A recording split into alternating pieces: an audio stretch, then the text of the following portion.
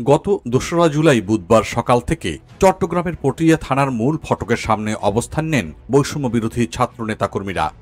এক পর্যায়ে দুপুর ১:১৫টা থেকে চট্টগ্রাম কক্সবাজার মহাসড়কের ইন্দ্রপুল এলাকায় অবরোধ করেন তারা। বিক্ষোভে অংশ নেন বৈষম্য বিরোধী ছাত্র আন্দোলনের কেন্দ্রীয় সহ সমন্বয়ক খান তালাত মাহমুদ রাফি সহ আরও অনেকে।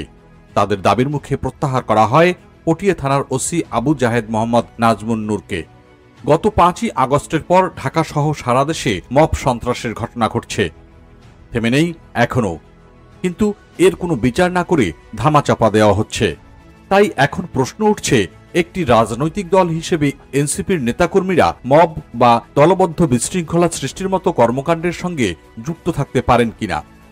অনেকে আবার এমনও অভিযোগ করেছেন যে দলটির ক্ষমতা প্রদর্শনের একটি মাধ্যম হিসেবে মব ব্যবহার করা হচ্ছে। তবে ঢাকা বিশ্ববিদ্যালয়ের অধ্যাপক ও রাজনৈতিক বিশ্লেষক সাব্বির আহমেদ মনে করেন, মবের পেছনে সরকারের প্রচ্ছন্ন সমর্থন রয়েছে। তিনি আরও মনে করেন, এনসিপি আইনের শাসনের ঊর্ধ্বে উঠে নিজেরাই আইন প্রতিষ্ঠা করতে চাচ্ছে। যদিও এ ধরনের ঘটনায় মবকে বিক্ষুব্ধ জনতা হিসেবে উল্লেখ করেছেন এনসিপির একাধিক নেতা। ক্ষমতাচ্যুত আওয়ামী লীগ সরকারের আমলে দীর্ঘ সময় জনসাধারণকে যে দমন পীড়ন করা হয়েছে, একে তার বহিঃপ্রকাশ হিসেবেই দেখছেন তারা। আবার দলটির কেউ কেউ দাবি করেছেন, দল হিসেবে গণতান্ত্রিক উপায়ে নিজেদের দাবি আদায়ের অধিকার এনসিপির আছে। তবে অনেক সময় মবের ঘটনায় অন্য রাজনৈতিক দলের সংশ্লিষ্টতা থাকলেও এনসিপির সাথে তাদের মিলিয়ে প্রচারণা চালানো হচ্ছে। বিশ্লেষকরা বলছেন, মব ব্যবহার করে প্রতিপক্ষের উপরে নিজের আধিপত্য তৈরি করা সহজ, ফলে অনেকেই এটিকে অন্য রাজনৈতিক দলের উপর এনসিপির চাপ প্রয়োগের একটি কৌশল হিসেবে দেখছেন।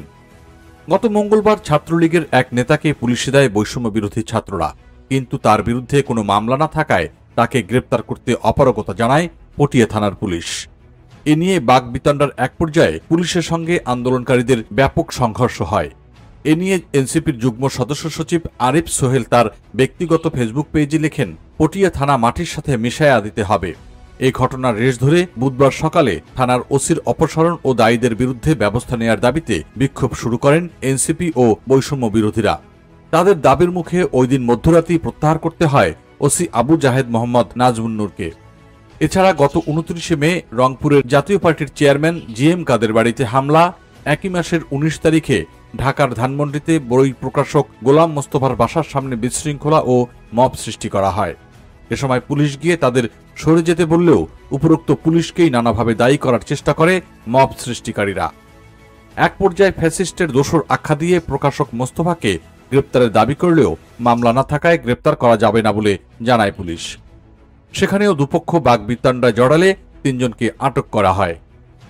পরে পুলিশের কাছে মুচলেখা দিয়ে থানা থেকে ছাড়িয়ে নেন এনসিপির জ্যেষ্ঠ যুগ্ম মুখ্য সমন্বয়ক আব্দুল হান্নান মাসুদ।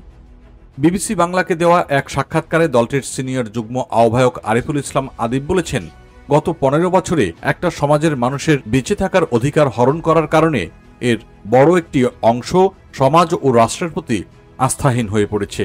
সোসাইটিতে থাকা ওই গোষ্ঠী এনসিপিতেও আছে জানিয়ে তিনি বলেন, দলের কিছু মানুষ এখন রেভলিউশনারি চিন্তা ধারণ করে, তবে রাজনৈতিক নেতৃত্বের মাধ্যমে তাদের গণতান্ত্রিক প্রক্রিয়ায় নিয়ে আসার চেষ্টা করা হচ্ছে বলেও দাবি করেন তিনি। মব নিয়ে অনেকটা একই সুরে কথা বলেছেন অন্তর্বর্তী সরকারের প্রধান উপদেষ্টার প্রেস সচিব শফিকুল আলম। তিনি বলেছেন, আপনারা যেগুলোকে মব বলছেন, আমি সেগুলোকে মব বলছি না, এটা প্রেসার।